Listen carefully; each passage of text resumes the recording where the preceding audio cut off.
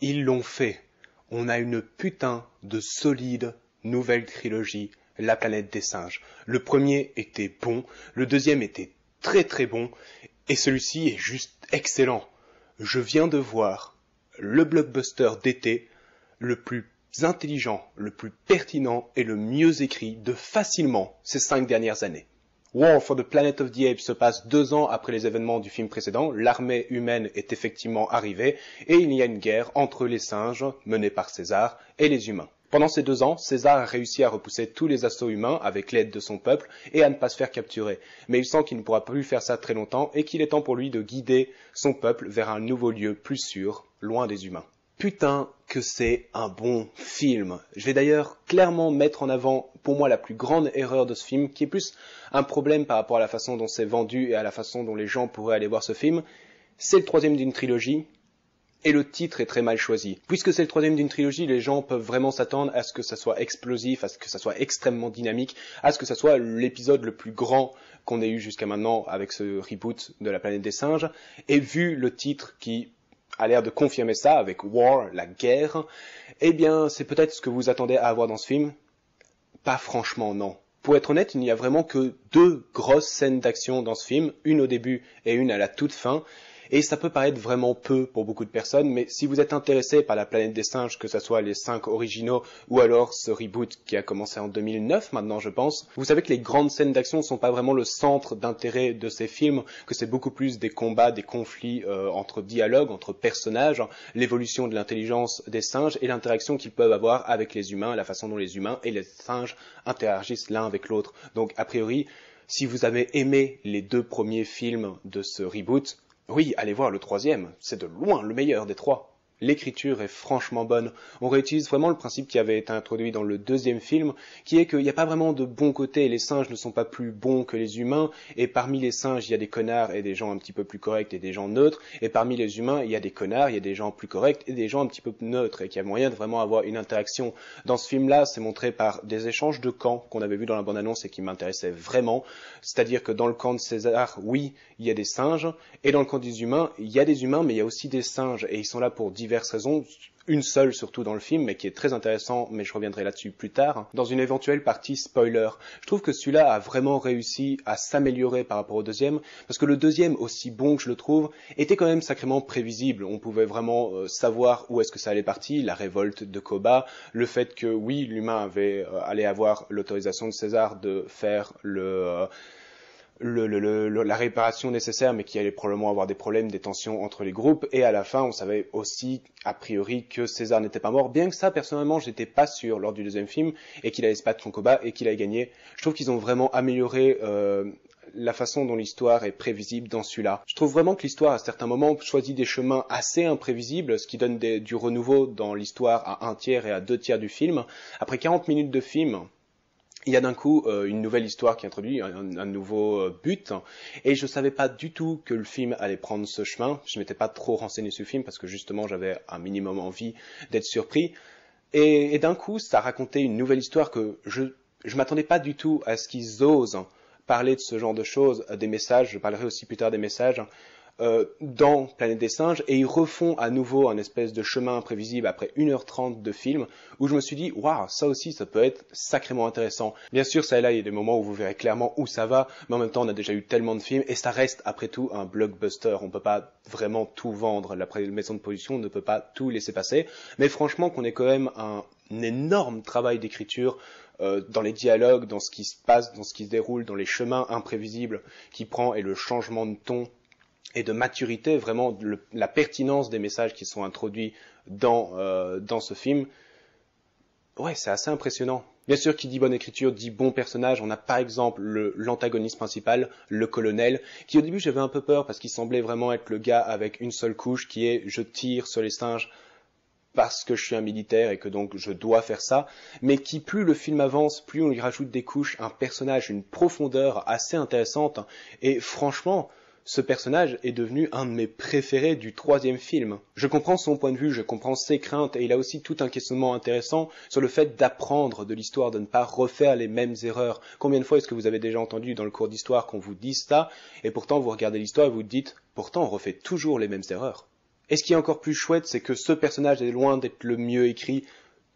Aucun personnage n'est bâclé dans ce film. On a bien sûr les personnages qu'on connaît depuis le premier film, comme Maurice par exemple, et les personnages qui ont été introduits dans le deuxième film, comme le gorille dont je me rappelle vraiment pas le nom, et un autre singe qui est avec César, Roquette. Et bien sûr, quand on suit des personnages qui ont été introduits depuis si longtemps et qu'on commence vraiment à connaître et à apprécier, on peut encore plus évoluer le lien qu'on a envers eux et le respect qu'on a envers eux. Toutefois, et c'est là où le film montre quand même sa force, les personnages qui sont introduits dans ce troisième film sont tout de même intéressants et restent en mémoire. On a le colonel, on a la petite fillette qui reste avec César, qui est franchement très bien écrit et qui raconte aussi énormément de choses sans dialoguer. Il y a vraiment plusieurs choses dans ce film qui sont expliquées par l'image, sans avoir le besoin de dire ce qui se passe, de répéter, mais tout ça est démontré juste par le jeu d'acteur. On en reviendra quand on parlera du motion capture, et ce qui est raconté juste par l'image, c'est tellement bon et c'est tellement inattendu dans un blockbuster. On a aussi le gorille dans le camp adverse qui, lui, peut-être sa conclusion est moins subtile, mais reste quand même super intéressant du début à la fin. Et peut-être le bémol, le petit bémol, il y a un singe que César rencontre plus ou moins à la moitié du film et qui était vu dans plusieurs bandes annonces. Lui est peut-être le personnage le moins subtil parce qu'il communique, il arrive à parler, mais il n'a pas encore suffisamment de dialogue et répète souvent, par exemple, non, qui est un énorme clin d'œil aux anciens films, mais qui clairement sert un peu de pitre et de mini comic relief pour faire un peu descendre la tension dans certaines scènes et sur tout le film en fait. Et bien sûr, la star de cette trilogie, César. Ce personnage est en or. Je suis épaté de tout ce qu'ils ont réussi à faire, à développer, à faire ressentir à ce personnage, à le faire évoluer à travers cette trilogie, et je m'attendais pas à ce qu'il continue à faire autant de choses avec lui dans ce troisième film. On a un César ici qui est devenu clairement beaucoup plus vieux à cause de cette guerre de 2 ans, beaucoup plus sec, beaucoup plus terne, et qui a clairement perdu la confiance qu'il pouvait accorder aux humains, tout en étant extrêmement sage et extrêmement juste avec son peuple. Il y a des dilemmes, des choix que ce personnage doit traverser dans ce dernier film, et qui, encore une fois, tout est démontré par le jeu de Andy Serkis, qui est donc l'acteur derrière le visage de César. Et tout ça est bien sûr dû au motion capture, comme dans le film précédent. La motion capture de ce film est excellent. La motion capture, donc, c'est filmer un acteur et ensuite, numériquement, lui mettre une autre peau, une autre forme, éventuellement, par-dessus, tout en conservant le jeu de son corps et le jeu de son visage, avec le motion capture. Et ici, c'est juste excellent. Ces singes sont vraiment devenus photoréalistes. Dans le premier, il y avait certains problèmes quand on zoomait sur eux, ils semblaient quelquefois fake, surtout quand on se rapprochait de leurs yeux.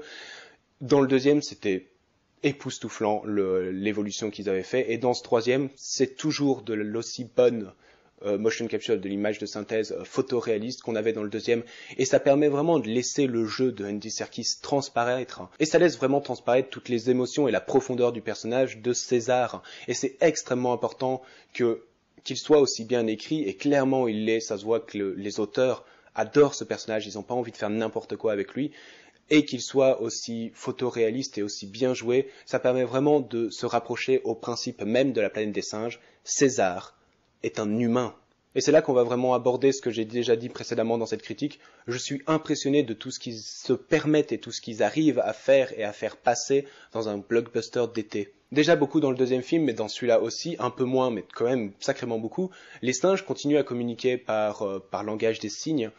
Et qu'est-ce que c'est couillu d'arriver à faire des scènes de 15 minutes sous-titrées, d'essayer de montrer comment est-ce que les singes peuvent communiquer autrement que juste en utilisant des mots, et laissant vraiment la possibilité d'avoir des scènes extrêmement silencieuses, mais qui disent tout et qui sont émotionnellement très fortes. On a aussi, comme dans le premier film, un peu, surtout dans le deuxième, et encore ici, introduit de façon tellement mature et tellement pertinent des messages au milieu de leur histoire blockbusteresque. La première scène de guerre qui se passe donc au début se passe dans une forêt vraiment assez dense avec des fougères, et je vous mets au défi de ne pas éventuellement voir un symbolisme avec la guerre du Vietnam. Moi je trouve ça vraiment clair, on a une race d'humains qui se bat contre en quelque sorte une autre race d'humains, il y a des explosions, il y a du gaz utilisé dans donc cette forêt avec fougères, etc. Le symbolisme est là, et en plus de ça elle est vraiment traitée comme une scène de guerre moderne.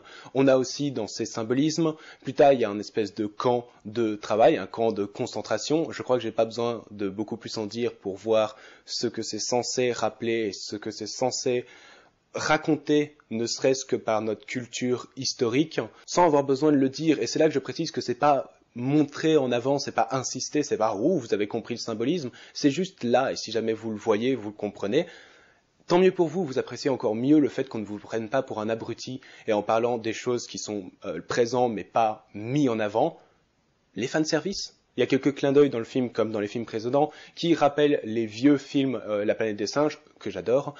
Et encore une fois, c'est tellement bien fait, ce sont juste des noms de personnages, des plans, des lieux, mais tout ça est intégré à l'histoire et que, encore une fois, ça ne freine pas la narration. Pour quelqu'un qui ne connaît pas les anciens films, il n'aura pas l'impression de se retrouver face à une private joke et de ne pas comprendre des bons fanservices intégrés à l'histoire qui sont là pour que les gens qui connaissent le remarquent, mais sans gêner les gens qui ne connaissent pas. Et pour finir, si ce film était déjà pas assez extraordinaire comme ça, la musique est super. Des thèmes extrêmement marquants, je trouve, ils m'ont extrêmement marqué, mais qui arrivent à se faire vraiment discret dans les scènes qui ont besoin de calme, de gravité. Et plusieurs musiques assez intéressantes, surtout au début, dans une scène de caverne, si vous avez vu le film. On utilise des instruments tribaux dans des rythmes assez saccadés et mélanger des bruits assez étonnants de trompettes distordées, tout ça, et qui vraiment ramène à la musique des premiers films et qui fait encore un chouette clin d'œil et une chouette ambiance dans ce film. Et j'avais hâte de voir le générique de fin pour savoir qui a composé la musique, même si je m'en doutais un petit peu. Michael Giacchino. J'adore ce mec. Franchement, les compositions de ce mec me touchent énormément et je les trouve à chaque fois mémorables. Tous les films sur lesquels il travaille jusqu'à maintenant, j'aime ce qu'il compose. Et puisqu'en plus il est le compositeur pour le nouveau Spider-Man, j'ai franchement envie d'entendre ça. J'ai vraiment passé un super moment devant War for the Planet of the Apes, intelligent, pertinent, mature, bien écrit, divertissant. Ce film est vraiment excellent. Si je devais coter ma satisfaction en ayant vu War for the Planet of the Apes, et c'est la première fois sur ma chaîne, je lui donnerais un 20 sur 20. Comme toujours, merci d'avoir regardé cette vidéo, vous pouvez l'aimer, la partager, vous abonner à ma chaîne et la partager également. J'ai une page Facebook où je vous tiens au courant de mes sorties mensuelles et une page Twitter, et je vous retrouve la prochaine fois pour une nouvelle critique.